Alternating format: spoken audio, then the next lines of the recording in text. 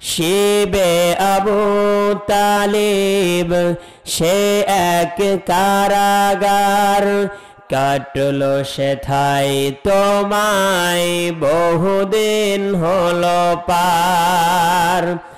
শিবে আবু তালিব সে এক কারাগার, কাটলো সেথায় তোমায় বহুদিন হলো পার।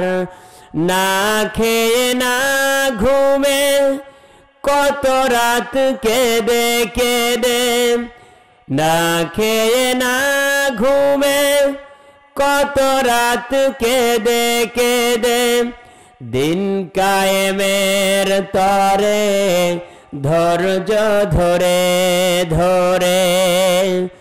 হে রাসূল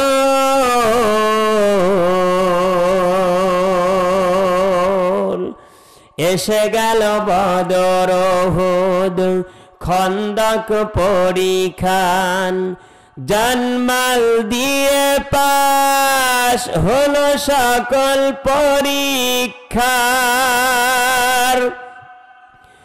অবশেষে হয়ে গেল দিন কায়েমের বিজয় তরি। স্বৈরাচার হাসিনার মতো অজানা এক দেশে পালিয়ে গিয়েছে, কারণ মুসলমানদের উত্থান হয়েছে। চিৎকার দিয়ে বলেন আল্লাহু আকবার। আসসালামু আলাইকুম ওয়া রাহমাতুল্লাহি তাআলা ওয়া বারাকাতুহু। মুসলমানদের সালামের আওয়াজ যদি এত নিম্নগামী হয়, গোটা পৃথিবীতে মুসলমান যে কায়দায় মার খাচ্ছে আরো বেশি কায়দায় মার খাবে। কথা বলেন ঠিক কিনা? সুতরাং মুসলমানদের আওয়াজ নিম্নগামী হবে না, মুসলমানদের আওয়াজ উচ্চ হবে। মুসলমান নিম্ন কণ্ঠে কথা বলবে না, মুসলমান উচ্চ আওয়াজে কথা বলবে, মুসলমান দীপ্ত কণ্ঠে কথা বলবে। মুসলমান আরেকটি বার যদি নারায়ে তাকবীর আল্লাহু আকবারের স্লোগান দিয়ে গোটা পৃথিবীর রাজপথে নামতে পারে, গোটা পৃথিবীর মধ্যে এমন কোন পরাশক্তি আজ পর্যন্ত জন্মগ্রহণ করে নাই যারা মুসলমানদের সামনে এসে দাঁড়াবে। কথা বলেন ঠিক কিনা? এই জন্য মুসলমান সালামের আওয়াজ নিম্নগামী নিম্ন স্বরে দিলে কি চলবে নাকি? আজ মুসলমানদের সালামের আওয়াজ উচ্চ হয়েছে, এই জন্য বাংলাদেশ থেকে স্বৈরাচার মুক্ত হয়েছে। কথা বলেন ঠিক কিনা?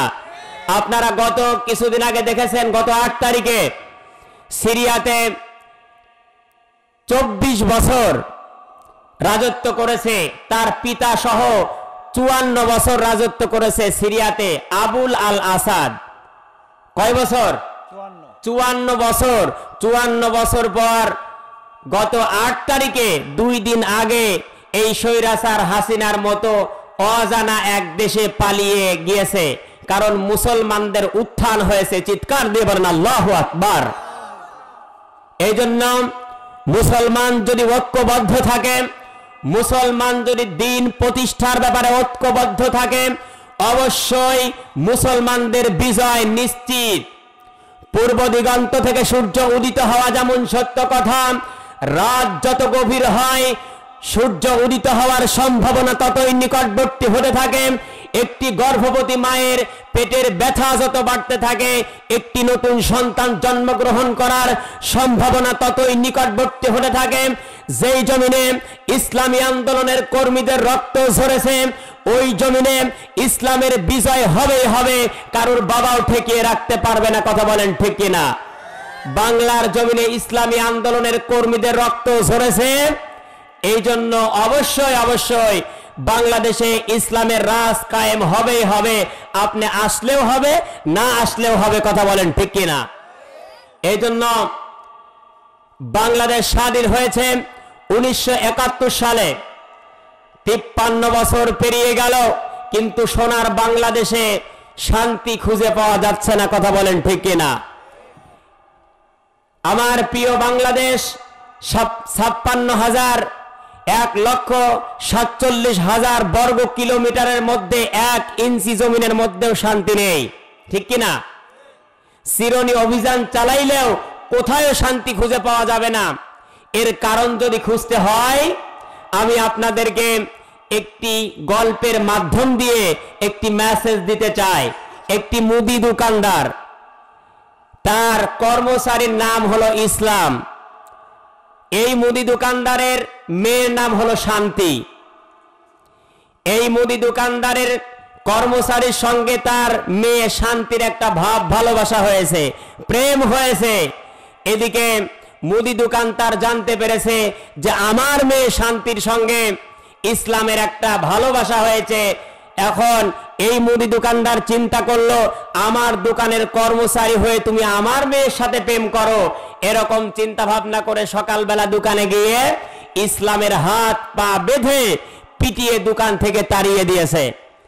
যেই না মাত্র ইসলামকে দোকান থেকে পিটিয়ে তাড়িয়ে দিয়েছে, এদিকে ইসলাম শান্তিকে ফোন দিয়ে বলতেছে, শান্তি, তোমাকে ছাড়া তো আমার জীবন চলে না, তোমাকে নিয়ে আমি ঘর বাঁধতে চাই, তোমাকে নিয়ে আমি সুখী হতে চাই। যেই না মাত্র ইসলাম ফোন দিয়েছে, এদিকে শান্তি বলেছে, ঠিক আছে, আমি তোমার সঙ্গেই ঘর বাঁধতে চাই। এদিকে শান্তি ঘর থেকে পালিয়ে ইসলামের সঙ্গে চলে গিয়েছে। এদিকে এলাকার লোকজন সবাই বলা বলি করতেছে, শান্তিকে খুঁজে পাওয়া যাচ্ছে না, শান্তিকে খুঁজে পাওয়া যাচ্ছে না। এদিকে মুদি দোকানদার অস্থির হয়েছে। এলাকার লোক সবাই বলতেছে, মুদি দোকানদার, তোমার কাছে কোনো কিছু কিনতে গেলে তুমি তো হিসাব ঠিকঠাক মতোই করতে পারো, কিন্তু তুমি এই হিসাবটা কেন এখনো মিলাইতে পারতেছো না? কারণ যে ঘরে ইসলাম থাকে না সেই ঘরে শান্তি থাকে। আওয়াজ হবে, মুসলমান কখনো নিম্ন আওয়াজে সালাম দিবে না, সালামের উত্তরও দিবে না। আজ পৃথিবীতে মুসলমানরা এই আস্তে কথা বলার কারণে বামপন্থীরা মুসলমানদের মাথার উপরে চেপে বসেছে। কথা বলেন ঠিক কিনা? সম্মানিত বন্ধুগণ, এজন্য আমি আবার আপনাদেরকে সালাম দিচ্ছি, আসসালামু আলাইকুম ওয়া রাহমাতুল্লাহি তাআলা ওয়া বারাকাতুহু। শুকরিয়া আদায় করছি সে মহান আল্লাহ তাআলার দরবারে, যে মহান রব্বে কারীম আমাদেরকে অত্যন্ত ভালোবেসে মহব্বত করে কোরআনে কারীমের মজলিসে বসার তৌফিক দিয়েছেন। সকলে খুশি হয়ে বলছি আলহামদুলিল্লাহ। শতকোটি দরুদ আর সালাম বর্ষিত হোক বিশ্ব মানবতার নেতা, বিশ্ব মানবতার মহান শিক্ষক, মানবতার মহান বন্ধু, নির্যাতিত নিষ্পেষিত মানুষের একমাত্র মুক্তির দিশারি, আমার আপনার নেতা, আমার আপনার লিডার, আকায়ে নামদার, তাজেদারে মদিনা, আহমদে মুস্তাফা, জনাবে মোহাম্মদ রাসূলুল্লাহ। সকলে বলছি সাল্লাল্লাহু আলাইহি ওয়াসাল্লাম। আর স্মরণ করছি ওই সকল মুজাহিদদের যারা বদর, উহুদ, খন্দক থেকে শুরু করে আজ পর্যন্ত আল্লাহর জমিনে আল্লাহ দ্বীনকে প্রতিষ্ঠা করার লক্ষ্যে তাদের বুকের তাজা রক্তকে আল্লাহ রাব্বুল আলামিনের পথে বিলীন করেছেন।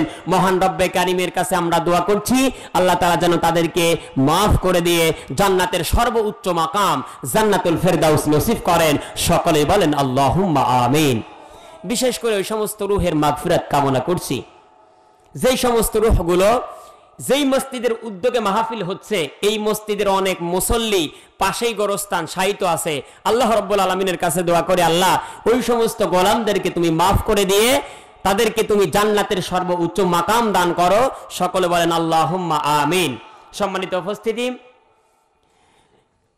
আমরা তাফসির মাহফিলে বসেছি, ভূমিকাতে বেশি কথা বলবো না, শুধু আমি আপনাদেরকে মনোযোগ, কোরআনে কারীমের মজলিসে বসে যে মনোযোগ দিয়ে কোরআন শুনতে হয়, এর একটা ব্যাখ্যা দিয়েই আমরা মূল আলোচনার দিকে চলে যাব ইনশাআল্লাহ। সম্মানিত বন্ধুগণ, কান দুইটা খরগোশের কানের মতো খাড়া করে কোরআনে কারীমের এই কথাগুলো শ্রবণ করুন। কোরআনের মজলিসে বসলে রব্বে কারীম ঘোষণা দিয়েছেন, ও পৃথিবীর মানুষ, কোরআনের মজলিসে যখন বসবে তখন তোমাদের এক নাম্বার কাজ হলো কোরআনে কারীমের কথাগুলো মনোযোগ দিয়ে শুনতে হবে। কি দিয়ে? মনোযোগ দিয়ে শুনতে হবে। আমি যদি আপনাকে বলি, ভাই বলেন তো মনোযোগ কাকে বলেন? জন্মের পর থেকে আজ পর্যন্ত এই কথাটা শুনে আসতেছেন যে হুজুর জুমার দিনে মাহফিলে, জুমার দিনে আলোচনা শুনতে গেলে খতিব সাহেব বলেন, সম্মানিত মুসল্লিবৃন্দ আমার কথাগুলো মনোযোগ দিয়ে শুনুন। বিভিন্ন জনসভায় গেলে যারা বক্তা থাকে তারা বলে, সম্মানিত ভাইরা আমাদের কথাগুলো মনোযোগ দিয়ে শুনুন। তাফসীর মাহফিলে বসলেন, এই বক্তারাও বলে যে সম্মানিত ভাইরা, আপনারা কোরআনে কারিমের কথাগুলো মনোযোগ দিয়ে শুনুন। জন্ম থেকে শুরু করে আজ আপনার বয়স হয়েছে 50 বছর। এই 50 বছরের মধ্যে এখন যদি আমি আপনাকে প্রশ্ন করি, বলেন তো মনোযোগ কাকে বলে? আমার তো মনে হয় আপনার আমার সামনে যারা আছেন এই মনোযোগের ব্যাখ্যাটাও দিতে পারবেন না। শুধু শুনে আসছি মনোযোগ মনোযোগ। ও বন্ধু, কান খাড়া করে শোনো। মনোযোগ প্রধানত 3টা জিনিসের সমন্বয়ে ঘটে। 1 নম্বরে যে কথা বলতেছে তার দিকে তাকিয়ে থাকতে হবে। 2 নম্বরে কান দিয়ে শুনতে হবে। 3 নম্বরে অন্তর দিয়ে চিন্তা ভাবনা করতে হবে। কি করতে হবে? অন্তর দিয়ে চিন্তা ভাবনা করতে হবে। এখন আসুন, আমরা তাফসীর মাহফিলে বসে বসে মাঝে মাঝেই কিন্তু আমরা ঘুমিয়ে পড়ি। এরকম স্বভাব আমাদের মধ্যে আছে না নাই? মাহফিলের প্যান্ডেলে বসে বসে ঘুমাই, পরের দিন সকালে গিয়ে বলি যে হুজুর কি বলেছে কিছুই তো জানি না। অথচ আল্লাহ তাআলা বললেন যে পৃথিবীর মানুষ মনোযোগ দিয়ে কোরআনে কারীমের কথাগুলো শ্রবণ করো। কিন্তু আমাদের মনোযোগ, কান যদি থাকে মাইকের আওয়াজের দিকে, কিন্তু আমাদের মন আছে বাড়িতে। কথা বলেন কোন জায়গায়? চোখ আছে ঘুমিয়ে। চোখ যদি আপনার বন্ধ থাকে, আপনি বললেন যে হুজুর চোখটা বন্ধ করে রাখলাম, কান 2টা আপনার জন্য রেখে দিলাম, আপনি ওয়াজ চালায় যান। কিন্তু এখন আপনি বসে বসে যদি ঘুমান, আমরা কিন্তু জানি মানুষ যখন ঘুমিয়ে যায় এই মানুষকে বলা হয় আধা মৃত্যু। কি বলা হয়? আধা মৃত্যু বলা হয়। এই মানুষে যে ব্যক্তি ঘুমায় তার রূহটা কিন্তু প্রথম আসমানে গিয়ে ঘোরাফেরা করে। আবার যখন তাকে ডাকা হয় ওই সময় কিন্তু আবার দেহর মধ্যে রূহ চলে আসে। কিন্তু যেই ব্যক্তি মারা যায় ওই ব্যক্তির রূহটা চলে গেলে আর কিন্তু আসে না। এই জন্য কোরআনে কারীমের কথাগুলো আমার আরশের মালিক জানিয়েছেন জীবিত অবস্থায় শুনবে। কি অবস্থায়? জীবিত অবস্থায়। দলিল কোরআনে কারীম তার গ্যারান্টি দিয়েছেন, وأنزلنا إليك الذكر لتبين للناس ما نزل إليهم ولعلهم يتفكرون।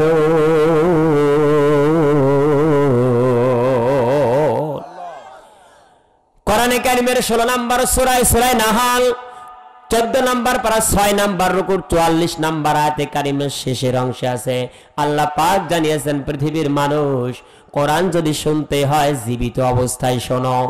নবীকে বলতেছেন, হে নবী আপনি কোরআন থেকে কথা বলেন, আপনার সামনে যারা বসে থাকবে এই মানুষগুলো যেন মৃত্যু না হয়, এই মানুষগুলো যেন মারা না যায়, কারণ মারা গেলে তাদের জন্য কোরআন আলোচনা শুনলেও কোনো ফল হবে।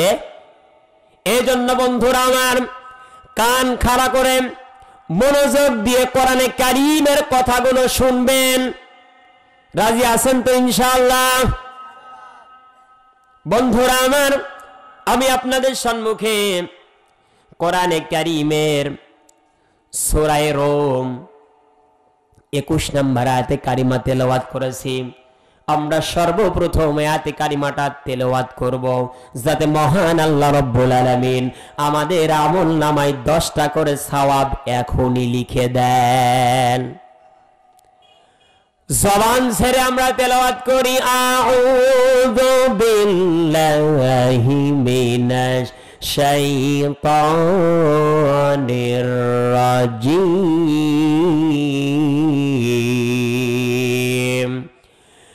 বিসমিল্লাহির রহমানির রহিম।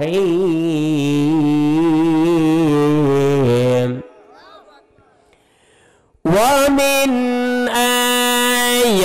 আয়াতিহি আন খালাকা লাকুম মিন أنفسكم أزواجا لتسكنوا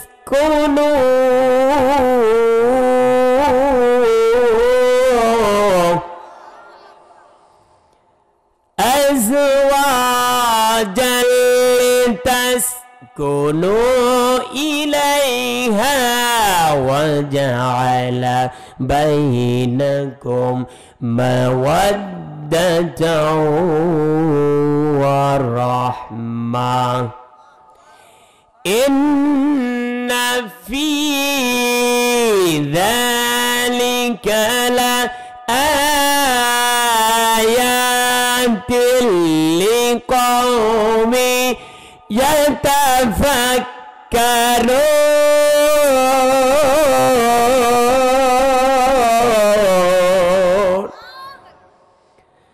কোরআনে কারীমের 30 নম্বর সূরা রোম 21 নম্বর পারার 5 নম্বর পৃষ্ঠা 7 নম্বর লাইনের 3 নম্বর রুকুর 21 নম্বর আয়াতে কারিমা। তাফসীর ইবনে কাসির থেকে বলছি,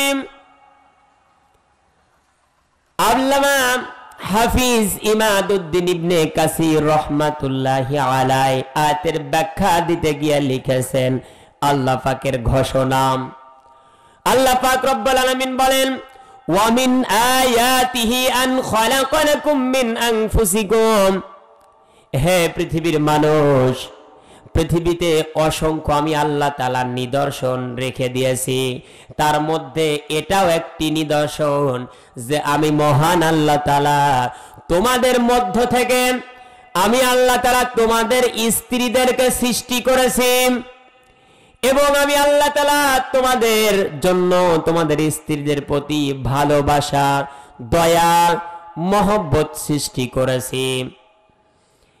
ইন্না ফি যালিকা লাআয়াত, এই আয়াতগুলো ওই সমস্ত মানুষের জন্য নিদর্শন যেই মানুষগুলো চিন্তা ভাবনা করে। বলেছেন কে? বন্ধুরা আমার, কোরআনে কারীম নিয়ে আজ আমরা চিন্তা ভাবনা করি না, অথচ মহান আল্লাহ তাআলা বললেন এটা এমন একটি নিদর্শন আমি আল্লাহ তাআলা নাজিল করলাম। পৃথিবীতে যারা কোরআন নিয়ে চিন্তা ভাবনা করে এই সমস্ত মানুষের জন্য এটা নিদর্শন। আল্লাহ তাআলা এই জন্যই বলতেছেন, ও পৃথিবীর মানুষ তোমাদের কি হয়েছে? আফালা ইয়াতাদাব্বারুনাল কুরআন। আল্লাহ রাব্বুল আলামিন বলতেছেন, পৃথিবীর মানুষ তোমাদের কি হয়েছে? তোমরা কোরআন নিয়ে চিন্তা করো না, কোরআন নিয়ে গবেষণা করো না, তোমাদের কি হয়েছে? ও পৃথিবীর মানুষ, আমার সামনে যেই ইমানদার মুসলমানরা বসে আছেন, বলেন তো কোরআনে কারীম নিয়ে চিন্তা ভাবনা করার দরকার আছে না নাই? বন্ধুরা আমার, এই কোরআনে কারীম নিয়ে যদি আমরা চিন্তা ভাবনা করি, মহান আরশের মালিক বলতেছেন এই আয়াতের মধ্যে, আমি আল্লাহ তাআলা যে নিদর্শন সম্পর্কে আলোচনা করতেছি এটা তাদের জন্য, এটা উপদেশ, তাদের জন্য এটা ফলপ্রসূতি হবে। বন্ধুরা আমার, এখন আসুন আমরা ব্যাখ্যার দিকে যাই। এখানে আল্লাহ তাআলা বললেন ওয়ামিন আয়াতি, আয়াত দিয়ে আল্লাহ তাআলা বললেন, এখানে একটা নিদর্শনের কথা বললেন। এই যে পৃথিবীতে আপনার চোখে দেখতে পারেন আসমান, আপনার চোখে দেখতে পারেন জমিন, এটাও আল্লাহ তাআলার পক্ষ থেকে আয়াত, নিদর্শন। চিৎকার দিয়ে বলেন আল্লাহু আকবার। বন্ধুরা আমার, এই যে পৃথিবীতে মহান আল্লাহ তাআলা ৪৫০০০-এর বেশি ভাষা দিয়েছেন। এই যে আমরা বাংলা ভাষায় কোরআনে কারীম থেকে কথা বলতেছি, বলেন তো এই ভাষাটা দিয়েছেন কে? আল্লাহ রাব্বুল আলামিন এই যে আমাদের যে ভাষা দিয়েছেন, এই ভাষাটাও একটা নিদর্শন। চিৎকার দিয়ে বলেন আল্লাহু আকবার। এই জন্যই তো মহান আল্লাহ তাআলা জানিয়েছেন, পৃথিবীর মানুষ আমি তো তোমাদেরকে কথা শিখিয়েছি। আর রহমান আল্লামাল কুরআন আল্লামাহুল বায়ান। ও বন্ধু বলেন তো আমাদের যে এই যে ভাষা শিখিয়েছেন কে? আমরা যে বাংলা ভাষায় কথা বলতেছি, মহান আল্লাহ তাআলা বলেন এই পৃথিবীতে যে ৪৫০০০-এর অধিক আমি আল্লাহ তাআলা ভাষা দিয়েছি, এগুলো আমার পক্ষ থেকে নিদর্শন, এটা আয়াত। এই পৃথিবীতে আল্লাহ রাব্বুল আলামিন বিভিন্ন এই সমস্ত জিনিসকে আল্লাহ তাআলা আয়াত দিয়ে সম্বোধন করেছেন। এর মধ্যে মহান আল্লাহ তাআলা বলতেছেন ওয়া মিন আয়াতিহি আন খালাকালাকুম মিন আনফুসিকুম আজওয়াজাল লিতাসকুনু ইলাইহা। ও পৃথিবীর মানুষ, আমি আল্লাহ তাআলা এই নিদর্শনের মধ্যে একটি নিদর্শন রেখে দিয়েছি যে তোমাদের মধ্য থেকে তোমাদের স্ত্রীদেরকে সৃষ্টি করেছি। বন্ধুরা আমার, কান খাড়া করে শুনুন। আমাদের পিতা আবুল বাশার হযরতে আদম আলাইহিস সালাতু ওয়াস সালাম, হযরতে আদম আলাইহিস সালাতু ওয়াস সালামকে যখন মহান আল্লাহ তাআলা সৃষ্টি করলেন, সৃষ্টি করে হযরতে মা হাওয়া আলাইহিস সালাতু ওয়াস সালামকে সৃষ্টি করবেন, কিন্তু একা আল্লাহ তাআলা আদম আলাইহিস সালাতু ওয়াস সালামের বাম পাজরের হাড় দিয়ে মা হাওয়া আলাইহিস সালাতু ওয়াস সালামকে সৃষ্টি করেছেন। চিৎকার দিয়ে বলেন আল্লাহু আকবার। বন্ধুরা আমার, আদম আলাইহিস সালাতু ওয়াস সালামকে যখন আল্লাহ পাক রব্বুল আলামিন সৃষ্টি করলেন, সৃষ্টি করা মাত্রই এরপর মা হাওয়া আলাইহিস সালাতু ওয়াস সালামকে সৃষ্টি করলেন। মা হাওয়াকে যখনই পাশে রেখে দিলেন, হযরতে আদম আলাইহিস সালাতু ওয়াস সালাম মা হাওয়া আলাইহিস সালাতু ওয়াস সালামকে ধরতে যায়। কি করতে যায় বলেন? ধরতে যায়। আল্লাহ পাক রব্বুল আলামিন বললেন, আদম তুমি এই যে একজন মহিলাকে ধরতে চাও, এটা তো বিবাহের আগে ধরা যাবে না। কোরআনে কারীম কোট করে দিলেন ওয়া আতুহুন্না উজুরাহুন্না ফারিদা। চিৎকার দিয়ে বলেন আল্লাহু আকবার। হযরত আদম আলাইহিস সালাতু ওয়াস সালাম যখন মা হাওয়া আলাইহিস সালাতু ওয়াস সালামকে ধরতে যাচ্ছেন, আল্লাহ তাআলা জানিয়েছেন আদম ওইভাবে তো ধরা যাবে না, ধরতে যদি চাও তাহলে তোমাকে দেলমোহর দিয়ে বিবাহ করা লাগবে। কি দিয়ে? দেলমোহর দিয়ে বিবাহ করা লাগবে। সমাজের মধ্যে, রাষ্ট্রের মধ্যে, পৃথিবীর মধ্যে হাজারো যুবক আছে যেই যুবকগুলো বিবাহের পূর্বেই অন্য নারীকে, অন্য মেয়েকে স্পর্শ করে। এরকম যুবক সমাজে আছে না নাই? বন্ধুরা আমার, বিভিন্ন পার্কে গেলে দেখা যায় এবং অনেক সময় গোপনীয়ভাবে দুজন প্রেম করে, বিবাহের পূর্বেই তারা একে অপরের শরীর স্পর্শ করে। এরকম যুবক আছে না নাই? ও বন্ধু, হযরতে আদম আলাইহিস সালাতু ওয়াস সালাম যখন তাকে সৃষ্টি করেছেন আল্লাহ, সৃষ্টি করার পর মা হাওয়া আলাইহিস সালাতু ওয়াস সালামকেও সৃষ্টি করেছিলেন। সৃষ্টি করে পাশেই যখন রেখে দিয়েছেন, আল্লাহ তাআলা ঘোষণা দিলেন ও আদম ওইভাবে তো ধরা যাবে না, বিবাহ করো। আল্লাহ তাআলা সিস্টেম শিখিয়ে দিলেন। হযরতে আদম আলাইহিস সালাতু ওয়াস সালামকে আল্লাহ পাক রব্বুল আলামিন বললেন, আদম দেলমোহর তো দিতে হবে, এখন তো তোমার কাছে টাকা পয়সা নাই, তাহলে তুমি দেলমোহর দিবা কি দিয়ে? রব্বে কারীম হযরত আদম আলাইহিস সালাতু ওয়াস সালামকে শিখিয়ে দিলেন, আদম আমার নবী আখিরি জামানার পয়গম্বর জনাবে মুহাম্মদুর রাসূলুল্লাহ সাল্লাল্লাহু আলাইহি ওয়াসাল্লাম, তার উপর তুমি 10 বার দুরূদ পাঠিয়ে দাও। 10 বার যখন দুরূদ পাঠিয়ে দিলেন, আল্লাহ পাক জানিয়ে দিলেন, আদম তোমার বিবাহের দেলমোহর আদায় হয়ে গেছে, তোমার বিবাহ সম্পূর্ণ। বলেন আল্লাহু আকবার।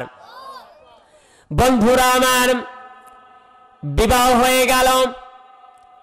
এই বিবাহ সম্পর্কে সমাজের যে যুবকগুলো আছে যারা বিবাহের পূর্বে অন্য নারীকে স্পর্শ করতে চায়, নবীজি মুহাম্মদ রাসূলুল্লাহ সাল্লাল্লাহু আলাইহি ওয়াসাল্লাম তার পবিত্র জবান দিয়ে ঘোষণা করেছেন। বুখারীর বর্ণনা, নবীজি বলেন, হে তরুণেরা, তোমাদের মধ্যে যাদের বিয়ের দায়িত্ব বহন করার যোগ্যতা আছে তোমরা বিবাহ করে নাও, কারণ বিবাহ করলে তোমাদের দৃষ্টিশক্তিকে, কারণ বিবাহ দৃষ্টিশক্তি সংযত রাখে এবং লজ্জা স্থান হেফাজত করে। বলেন আল্লাহু আকবার। এবং আল্লাহর হাবিব জানিয়েছেন তোমাদের যেই যুবকদের বিবাহ করার সামর্থ্য নেই, আমি নবী তোমাদেরকে হুকুম দিচ্ছি তোমরা রোজা থাকবে, কারণ রোজার মাধ্যম দিয়ে এই যে যৌন চাহিদাটা এটাও সংযত থাকে। বলেন না আল্লাহু আকবার।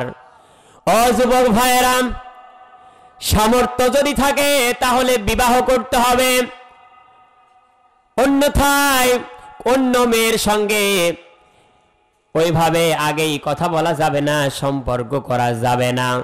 ও যুবক, তুমি তো বিবাহ করবে, এখন আসো তুমি কিভাবে কোন সিস্টেমে বিবাহ করবে।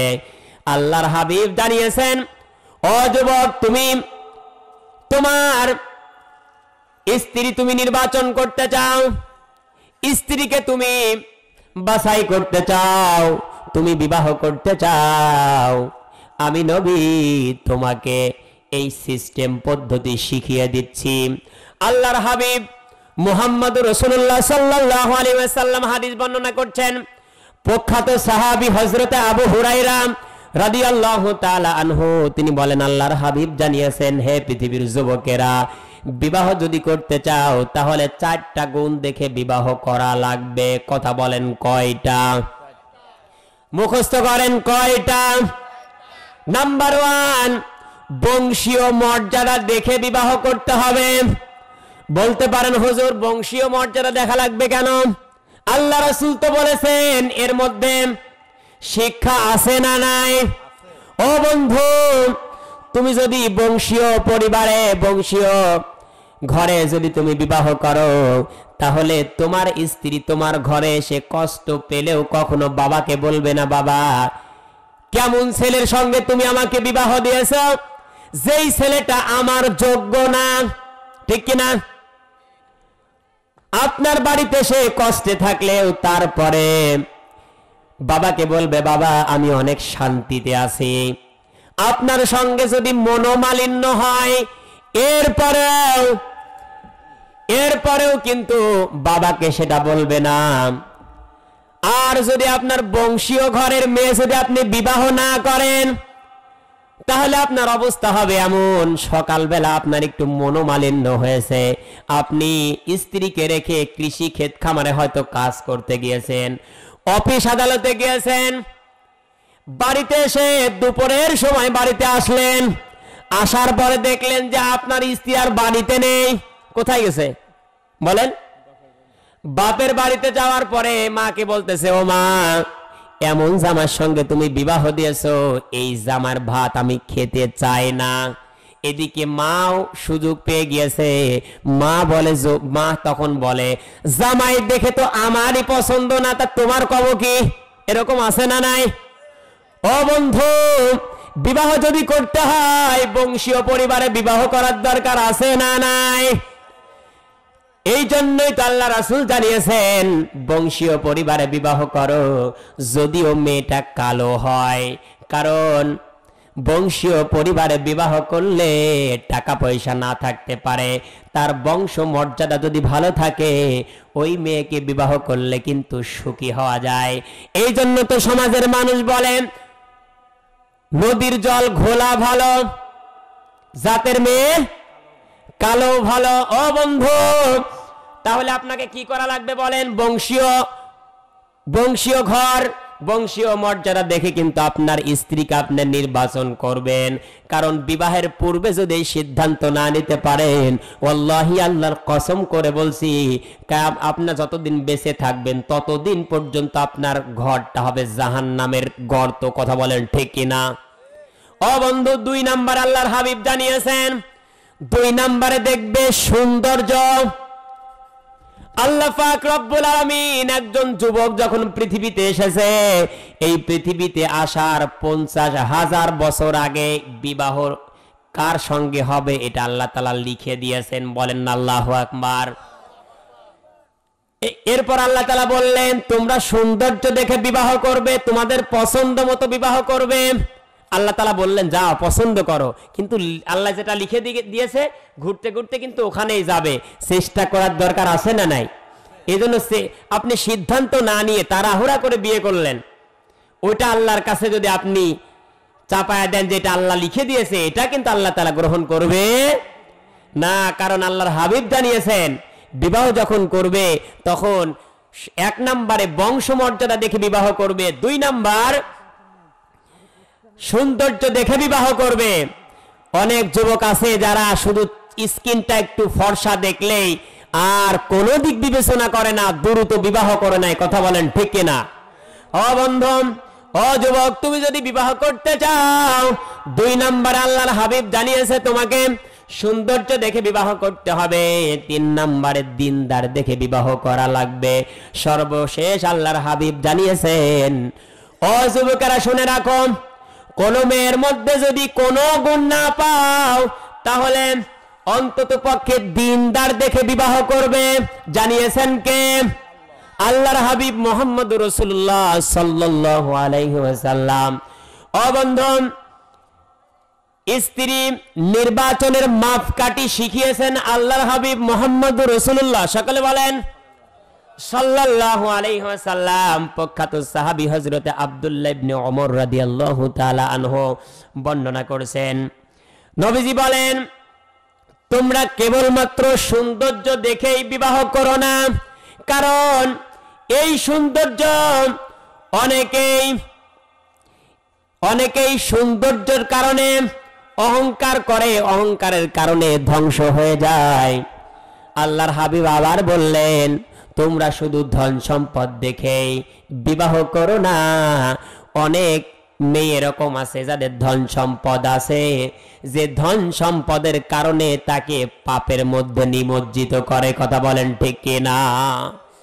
ও বন্ধু, এই জন্য স্ত্রী নির্বাচন করতে হবে বুঝে শুনে। আল্লাহর হাবিব যেভাবে স্ত্রী নির্বাচন করতে বলেছেন সেইভাবেই করা লাগবে। আল্লাহর হাবিব হাদিসের শেষের অংশে বলেছেন একজন সুন্দরী মেয়ে থেকেও যদি একটি কালো দাসী হয়, চেহারা তেমন একটা ভালো না কিন্তু দিনদার, ওই মেয়েটা মহান আল্লাহ রাব্বুল আলামিনের কাছে সৌন্দর্য। এই জন্য দিনদার যদি কোনো পরিবারে থাকে, দিনদার স্ত্রী যদি কোনো পরিবারে থাকে, ওই পরিবারটা একটা মিনি জান্নাত হয়ে যাবে। চিৎকার দিয়ে বলেন আল্লাহু আকবার। এই মহব্বত, এই দয়া সৃষ্টি করেছেন কে? বন্ধুরা আমার, আল্লাহ রাব্বুল আলামিন বলতেছেন ওয়ামিন আয়াতিহি আন খালাকালাকুম মিন আনফুসিকুম, হে পৃথিবীর মানুষ, আমি আল্লাহ তাআলা তোমাদের মধ্য থেকে তোমাদের স্ত্রীদেরকে সৃষ্টি করেছি, এবং যে স্ত্রীদের মধ্যে যে একটা ভালোবাসা, স্বামী স্ত্রীর যে একটা মহব্বত, এইটাও আমি আল্লাহ তাআলাই সৃষ্টি করেছি। বলেন আল্লাহু আকবার। ও বন্ধু, স্বামী স্ত্রীর মহব্বত যদি না থাকতো, গরু ছাগল পশু পাখি যেভাবে এলো পাতারি ভাবে নিজে কিছু খাওয়া দাওয়া করে কোনো মতো জীবনটা চললেই হয়, এরকম কিন্তু মানুষ বসবাস করতো। কথা বলেন ঠিক কিনা? আর স্বামী স্ত্রীর মধ্যে মহান আল্লাহ তাআলা যে আকর্ষণ সৃষ্টি করে দিয়েছেন, এর মাধ্যম দিয়ে মানুষ সঙ্গবদ্ধভাবে বসবাস করতে পারে। কথা বলেন ঠিক কিনা? ও বন্ধু, এই যে আপনি সারাদিন খাটাখাটনি করেন, আপনার কিন্তু একটা পরিবার আছে, আছে না নাই? এই জন্য আল্লাহ তাআলা বলতেছে এই যে আমি আল্লাহ তাআলা তোমার স্ত্রীর প্রতি যে একটা ভালোবাসা মহব্বত সৃষ্টি করেছি, এটা আমি আল্লাহ তাআলা আমার পক্ষ থেকে এটা একটা নিদর্শন। আল্লাহ রাব্বুল আলামিন হযরত আদম আলাইহিস সালাতু ওয়াস সালামকে সৃষ্টি করে পাশেই মা হাওয়াকে রেখে দিয়েছিলেন, ঘটনা মনে আছে তো? ও বন্ধু, কোরআনে কারিমের যে কথাগুলো শুনবে, এই কথাগুলো মনোযোগ দিয়ে শুনে এটা বাড়িতে নিয়ে যাওয়ার চেষ্টা করবে। আল্লাহ পাক জানিয়েছেন মা হাওয়াকে যখন আমি আল্লাহ তাআলা সৃষ্টি করে রেখে দিয়েছিলাম, হযরতে আদম যখন ধরতে যায় আমি বললাম আদম বিবাহ করা লাগবে। বিবাহ হয়ে গেল। বলেন তো দেলমোহর কি ছিল? মনে আছে নাকি? বলেন। আমাদের নবী, বিশ্ব নবী, আখির জামানার পয়গম্বর জনাবে মুহাম্মদুর রাসূলুল্লাহ সাল্লাল্লাহু আলাইহি ওয়াসাল্লামের উপর 10 বার দুরূদ পাঠ করে তার দিল মোহর আদায় হয়ে গিয়েছিল। সেই নবীর উম্মত কিন্তু আমরা, অথচ এই নবীর উম্মত হয়ে অনেকে আমরা হুক্কা খাই, আছে না নাই? অনেকেই সিগারেট খায়, অনেকেই বিড়ি খায়, অথচ এই উম্মত কিন্তু মসজিদমুখী হয় না, আছে না নাই? ও বন্ধু, রাস্তায় যে মানুষগুলো চলাফেরা করতেছে, উঠা বসা করতেছে, চায়ের দোকানে, বিভিন্ন জায়গায় অযথা সময় কাটাচ্ছে, এই মানুষগুলো যদি প্যান্ডেলে আসতো, আমার তো মনে হয় এই যে সামিয়ানার প্রায় ভরে যেত, ঠিক কিনা? না ভরলেও এই যে যেগুলো পাড়া আছে এটা কিন্তু ভরে যেত। কিন্তু অনেকে চিন্তা করতেছে এই হুজুর আবার কি আলোচনা করবে, এ হুজুরের বাড়ি তো মাঠ পাড় দিলে, এই কথা বলেন, ঠিক কিনা? এ কাছের হুজুরের আলোচনা শুনবো না, শুনবো কোন জায়গা থেকে? চুয়াডাঙ্গার থেকে যখন আসবে তখন একটু মাত্র আসবো, আসার পরে হুজুরের একটু চেহারা সুরত দেখে আস্তে করে চলে যাব। আবার অনেকেই মনে করতেছে মুর্শিদ আলম হুজুর আসলে তারপরে উঠবো। ঠিক আছে, আপনারা বাইরেই থাকেন, আপনারা আসা লাগবে না। বন্ধুরা আমার, আপনারা যারা আছেন অ্যাক্টিভ হয়ে সক্রিয়ভাবে কথাগুলো মনোযোগ দিয়ে শুনুন। আল্লাহ পাক জানিয়েছেন, যখন আদম আলাইহিস সালাতু ওয়াস সালাম আমার নবী, বিশ্ব নবী মুহাম্মদ রাসূলুল্লাহ সাল্লাল্লাহু আলাইহি ওয়াসাল্লামের উপর 10 বার দুরূদ পাঠ করে দিলমোহর আদায় করে কি করলেন? বিবাহ শাদী করে নিলেন। আমি আল্লাহ তাআলা ঘোষণা করে দিলাম, ওয়া কুলনা ইয়া আদামু উসকুন আনতা ওয়া যাওজুকাল, একটু জিকির করেন, লা ইলাহা, আরো জোরে লা ইলাহা, আরো জোরে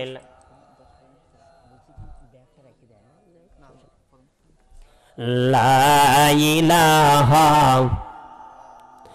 আরো জোরে লা ইলাহা, হয় না লা ইলাহা, লা ইলাহা ইল্লাল্লাহু মুহাম্মাদুর রাসূলুল্লাহ। বন্ধুরা আমার, হযরত আদম এবং হাওয়া আলাইহিস সালাতু ওয়াস সালামের যখন বিবাহ সম্পন্ন হলো, কোরআনে কারিমের মধ্যে আল্লাহ তাআলা ঘোষণা করে দিলেন, এরপর আমি আল্লাহ তাআলা হযরত আদম এবং হাওয়াকে নির্দেশ দিলাম, কুলনা ইয়া আদম উসকুন আনতা ওয়া যাওজুকাল জান্নাতা ওয়া কুলা মিনহা রাগাদান হাইসু শি'তুমা ওয়া লা তাকরাবা হাদিহিশ শাজারাতা ফাতাকুনা মিনাল যালিমিন। আল্লাহ রাব্বুল আলামিন বলেন, আমি আল্লাহ তাআলা হযরত আদমকে বললাম, আদম যাও তুমি এবং তোমার স্ত্রী জান্নাতে চলে যাও। জান্নাতে গিয়ে ওয়াকুলা, এখানে দ্বিবচন আল্লাহ তাআলা দিয়েছেন, ওয়াকুলা মিনহা রাগাদান হাইসু শি'তুমা, যা ইচ্ছা সেটা খাও এবং পান করো। ওই যে দেখা যায় গাছ, ওই গাছের কাছে যাবা না, যদি ওই গাছের কাছে যাও তাহলে কিন্তু জালেম হয়ে যাবে। বন্ধুরা আমার, আল্লাহ রাব্বুল আলামিন বললেন, ওয়া কুলনা ইয়া আদাম উসকুন আনতা ওয়া যাওজুকাল জান্নাহ, বিবাহ সম্পূর্ণ হয়েছে, এখন যাওয়া লাগবে কোথায়? জান্নাতে যাওয়া লাগবে। আদম আলাইহিস সালাতু ওয়াস সালামের বাড়ি কোথায় বলেন তো? বলেন না কেন? বাড়ি হচ্ছে জান্নাতে। কোথায়? আল্লাহ পাক জানিয়েছেন, বিবাহ তো করেছে, এখন জান্নাতে যাওয়া লাগবে, তোমার নিজের বাড়িতে যেতে হবে। অনেকে এলাকার মধ্যে আছে ঘর জামাই থাকে, আছে না নাই? বন্ধুরা আমার, অনেকেই ঘর জামাই থাকে। কোরআনের নির্দেশ, বিবাহ করার পর অন্তত পক্ষে বাড়িতে নিয়ে যেতে হবে। কোথায়? অন্তত পক্ষে বিবাহ করার পর আল্লাহ পাক জানিয়েছেন, তুমি যেহেতু আদম বিবাহ করেছো, তোমাকে জান্নাতে যেতে হবে। বিবাহ করছো, প্রথমে তোমার বাড়িতে নিয়ে যাও। অনেকেই ঘর জামাই থাকে, কিন্তু আল্লাহ বলছেন না না না, ঘর জামাই যদি থাকতে হয় পরবর্তীতে থাকো। এটা আল্লাহর নির্দেশ, এটা কোরআন হাদিস রিসার্চ করলে হয়তো পাওয়া যাবে, কিন্তু সর্বপ্রথম কিন্তু আপনার নিজের বাড়িতেই নিতে হবে। আপনার বাড়িতে ঘর না থাকুক, কোনো কিছু না থাকলেও এরপর আপনি বাড়িতে নিবেন। এরপর আল্লাহ বলছেন ওয়াকুলা, তুমি যা ইচ্ছা এখান থেকে খাও। সমাজের মধ্যে হাজারো যুবক আছে, হাজারো স্বামী আছে, যেই স্বামীগুলো বাজারে গিয়ে জম্মের খাওয়া খায়, আছে না নাই? আল্লাহ বললেন ওয়াকুলা মিনহা রগদান হাইসু শিতুমা, তুমি যা খাবে স্ত্রীকে কি খাওয়াবে তাই খাওয়াবে, কিন্তু বাজারে গিয়ে জম্মের খাওয়া খাবে, কিন্তু স্ত্রীর জন্য একটু চপ সিঙ্গারা একটু নিয়ে আসবে, একটু খুশি হবে, এটাও কিন্তু জোটে না, ঠিক কিনা? তার জন্য কোনো বাজেটই থাকে না। বন্ধুরা আমার, কোরআনে কারীম জানিয়েছেন বিবাহ করেছ, এই যে সর্বপ্রথম আল্লাহ তাআলা বললেন দেলমোহর দিয়ে, কিন্তু আমি কোথায় পাঠালাম? জান্নাতে পাঠালাম, নিজের বাড়িতে পাঠালাম, বাসর ঘরে পাঠালাম। অনেক মুরব্বী আছেন যার বয়স হয়েছে 50 বছর 60 বছর, কিন্তু এখনো দেলমোহর আদায় করেন নাই। যদি এখন বলি হাত উঁচা করেন, তো আমার মনে হয় এখানে 90% মানুষ হাত উঠিয়ে বলবে যে হুজুর অল্প কিছু দিয়েছি, কিন্তু অধিকাংশ বাকি আছে। কিন্তু আপনি তো একটা ধান্দায় আছেন যে ওই যে রাত্রি একটু বলে কয়ে কিভাবে মাপ নেওয়া যায়, অথচ কোরআনে কারীম ফরজ করে দিয়েছেন স্ত্রীদের দেলমোহর আদায় করা ফরজ, বলেছেন কে? কিন্তু আপনি মাপ নিতে চান কেন? আপনার তো অনেক টাকা পয়সা আছে, ধন সম্পদ আছে, কিন্তু আপনি শুধু মাপ চেয়ে কিভাবে এখান থেকে বাঁচা যায়? বন্ধুরা আমার, আল্লাহ তাআলা বললেন ও আদম, তাহলে জান্নাতে গিয়েছো, তুমি যে খাবার খাবে স্ত্রীকেও সেই খাবার খাওয়াবে। এরপর আল্লাহ তাআলা জানিয়েছেন তুমি যেই মানের পোশাক পরবে সেই মানের পোশাক কিন্তু স্ত্রীকেও দেওয়া লাগবে, বলেছেন কে? বছরের পর বছর প্রতি ঈদে মাসে মাসে বাজারে গেলে আপনার জন্য পোশাক হয়, অথচ আপনার স্ত্রী বছরে 2-4টা সালোয়ার কামিজ হয় না। এরকম আল্লাহর ওলি এখানে বসে আছে না নাই? ও বন্ধু, শুধু হাসি ঠাট্টা করে উড়িয়ে দিলে চলবে না, আপনার বাস্তব জীবনে আপনি মিলাবেন, মিলানোর পরে দেখবেন এটা কি আমার লঙ্ঘন হচ্ছে কিনা। যদি আপনার এটা লঙ্ঘন হয়ে যায়, লঙ্ঘন হলে অবশ্যই কিন্তু এখান থেকে বিরত থাকা লাগবে। বিরত না হলে কঠিন মুসিবতের দিনে কিয়ামতের ময়দানে আল্লাহ পাক বলবেন ও আমার বান্দা, আমি আল্লাহ তাআলা তোমার স্ত্রীকে তোমার অধীন করে দিয়েছিলাম, কিন্তু স্ত্রীর প্রতি এই যে স্ত্রীর প্রতি যে তোমরা যে একটা গুরুত্ব এটা দাওনি কেন? অনেকেই বলে ইসলাম যদি ক্ষমতায় আসে নারীর অধিকার দিবে না, এরকম বলে কিনা? অথচ ইসলামী সর্বপ্রথম নারীকে অধিকার দিয়েছে, কথা বলেন ঠিক কিনা? ও বন্ধু আমার, হিন্দু মা বোনেরা যারা আছেন, ভাইরা যারা আছেন, আপনারা হয়তো একটু মাঝে মাঝে টেনশনে থাকেন যে 53 বছর বিভিন্ন দল এই রাষ্ট্র চালিয়েছে, এখন সামনে যদি জামাত ইসলামী ক্ষমতায় আসে তাহলে তো নারীর অধিকার দেবে না, বা আমরা অমুসলিম আমাদের তো অধিকার দিবে না। কোরআন জানিয়েছে অমুসলিমের অধিকার যতটুকু তাদেরকে দিয়ে দাও, এবং নারীদের অধিকার ইসলামী সর্বপ্রথম বাড়িয়েছে, বলেন ঠিক কিনা? অনেকেই বলে যে সমান অধিকার লাগবে। ও বন্ধু, সমান অধিকার আপনাকে আমরা দিতে রাজি, কিন্তু আমাদের পক্ষ থেকেও একটা দাবি যদি আপনি মানতে পারেন তাহলে কিন্তু আমরাও সমান অধিকার দিতে রাজি। এখন আসেন, সেটা কিন্তু আপনাকে আগে দিতে হবে। এখন আপনার স্ত্রী প্রতি বছরে একটা করে সন্তান দেয়, স্ত্রী যদি বলে স্বামী 10টা সন্তান তো আমি দিলাম, এখন আগামী বছর তুমি একটা সন্তান দিয়ে দেখাও, সমান অধিকার দিতে পারবেন?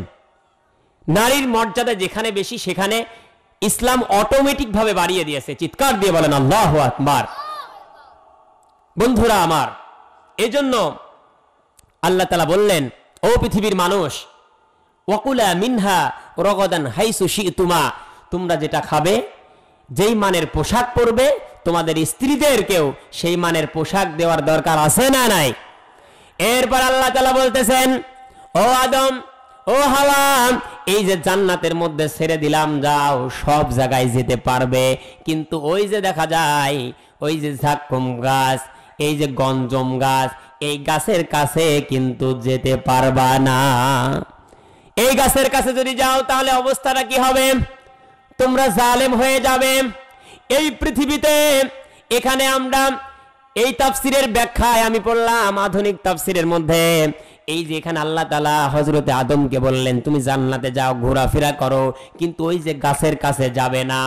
এই পৃথিবীতেও ও বন্ধু আপনার স্ত্রীকেও নিয়ে আপনি ঘোরাফেরা করবেন, মাঝে মাঝে ঘুরতে যাবেন, এটা বলেছেন কে? কিন্তু ওই যে ওইখানে যাওয়া যাবে না। আপনি মাঝে মাঝে পার্কেও যাবেন, কিন্তু এমন পার্কে যাওয়া যাবে না যেই পার্কে গেলে পর্দা খেলাফ হয়, আছে না নাই? আপনি ওই অনুষ্ঠানে যেতে পারবেন না যেই অনুষ্ঠানে গেলে আপনার পর্দা খেলাফ হয়। আপনি পৃথিবীতে আপনার স্ত্রীকে নিয়ে ঘোরেন ফেরেন, বিভিন্ন অনুষ্ঠানে যান। অনুষ্ঠান বলতে আপনি ইসলামী অনুষ্ঠানে যাবেন, সেখানে যাবেন, আপনি ঘোরাফেরা করবেন। পৃথিবীতে আল্লাহ তাআলা যত নিদর্শন রেখে দিয়েছেন এই নিদর্শনগুলো আপনি দেখবেন এবং আল্লাহর শুকরিয়া আদায় করবেন। কিন্তু আল্লাহ তাআলা বললেন যে ওই গাছের কাছে যাবে না। এই পৃথিবীতে সব জায়গায় যাবে কিন্তু ওই জায়গায় যাবে না। ওই গাছ বলতে আল্লাহ তাআলার নিষিদ্ধ বর্ডার। কি আল্লাহ তাআলার নিষিদ্ধ বর্ডার? আল্লাহ তাআলা বললেন ও মেয়েরা পর্দা করবে, পর্দা সারা বাইরে বেরোবা না, তোমরা পর্দার সহিত বিভিন্ন জায়গায় ঘোরাফেরা করবে।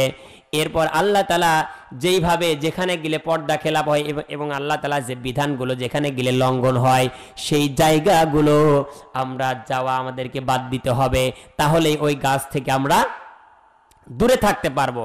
আর যদি এই দুনিয়ার বুকে যদি আমাদের এটা এইভাবে যদি আল্লাহর বর্ডার যদি লঙ্ঘন করি, আল্লাহর কথাগুলো যদি আমরা লঙ্ঘন করি, আল্লাহর আইন বিধানগুলো যদি লঙ্ঘনের মাধ্যম দিয়ে আমরা জালেম হয়ে যাই, তাহলে আমাদের স্থান হবে কোথায় বলেন তো? জাহান্নামে। আমরা প্রতিদিন আল্লাহর হুকুম অমান্য করছি কিনা? প্রতিদিন 5 ওয়াক্ত নামাজ আমরা কিন্তু ঠিক মতো আদায় করি না, ঠিক কিনা? অথচ আমরা মুসলমান বলে দাবি করি, আমরা বলি হুজুর আমরা অদৃশ্যের প্রতি বিশ্বাস স্থাপন করেছি, আল্লাহর প্রতি বিশ্বাস স্থাপন করেছি, জান্নাত জাহান্নামের প্রতি বিশ্বাস স্থাপন করেছি, অথচ আমরা মসজিদে নামাজের সময় আমাদেরকে নামাজে পাওয়া যায় না, কিন্তু আমরা বলি হুজুর আমরা মুসলমান। নাকি? যার রয়েছে রবের প্রতি ভয় তার কি করে নামাজ কাজা হয়, ঠিক না? যার রয়েছে রবের প্রতি ভয় তার কি করে নামাজ কাজা হয়, তার কি করে নামাজ কাজা হয়। মুয়াজ্জিনের পাশা জানেও মন গলে না জানে, পাপের জীবন জং ধরে তাই পাপের ভারে ভারে। নামাজ সারা মুসলমানের কিসের পরিচয়, তার কি করে নামাজ কাজা হয়, ঠিক না? তার কি করে নামাজ কাজা হয়। পুণ্য সারা শূন্য হাতে কেউ যেও না আখিরাতে। এই জীবনের মৃত্যু মানে আর এক জীবন ছোড়ো, সেই জীবনের নাই গো মরণ, হায়াত বিশাল পূরণ। ছাড়তে হবে এই দুনিয়া, ছাড়তে হবে এই দুনিয়া, যার আসে সেই ভয় তার কি করে নামাজ কাজা হয়। চিৎকার দিবেন না আল্লাহু আকবার। নারায়ে তাকবীর, লিল্লাহি তাকবীর। দ্বিতীয় বক্তার আগমন হাফেজ হযরত মাওলানা মুর্শিদ আলম সাহেব। যেই জায়গায় গেলে লঙ্ঘন হয় সেখানে আমরা যাব না, রাজি আছেন তো ইনশাআল্লাহ? প্রত্যেকটা ক্ষেত্রে কিন্তু আল্লাহর বিধানগুলো মেনে নিতে হবে। শুধু মসজিদে গিয়ে যেভাবে আল্লাহর বিধানটা মেনে নেন, ভোটের ময়দানেও গেলে কিন্তু সেইভাবে আল্লাহর বিধানটা মানা লাগবে। রাজি আছেন তো ইনশাআল্লাহ? এজন্য আসুন আমরা যেন আল্লাহর বিধানটা লঙ্ঘন করার মাধ্যম দিয়ে যেন জালেম না হয়ে যায়। যদি আমরা আল্লাহর বিধানটা লঙ্ঘন করে জালেমের কাতারে যদি আমরা অংশগ্রহণ করি, তাহলে দেখা যাবে কিয়ামতের ময়দানে হাসিনা যে কাতারে, আমরাও, যদিও আমরা রাষ্ট্রের দায়িত্ব আমাদের ছিল না, এই যে আবুল আসাদ যেই কাতারে, আমরাও কিন্তু সেই কাতারের মানুষ হয়ে যাব। এই জন্য মনে করেন না যে শুধু রাষ্ট্রীয়ভাবে যারা মানুষের উপর জুলুম করে এরাই শুধু জালেম। এজন্য আসুন আল্লাহ তাআলা যেন আমাদেরকে সমস্ত আল্লাহর বিধান থেকে, যে আল্লাহ তাআলা যে হুকুমগুলো দিয়েছেন সেগুলো যেন আমরা আমাদের মাধ্যম দিয়ে লঙ্ঘন না হয়। আল্লাহর বিধানগুলো যেন নত সেরে আনন্দ চিত্রে, আনন্দ মনে করে আল্লাহর বিধানগুলো আমরা গ্রহণ করে জান্নাতি মানুষ হিসেবে পরিগণিত হতে পারি। আল্লাহ তাআলা কবুল করুন। সকলে বলেন আল্লাহুম্মা আমিন।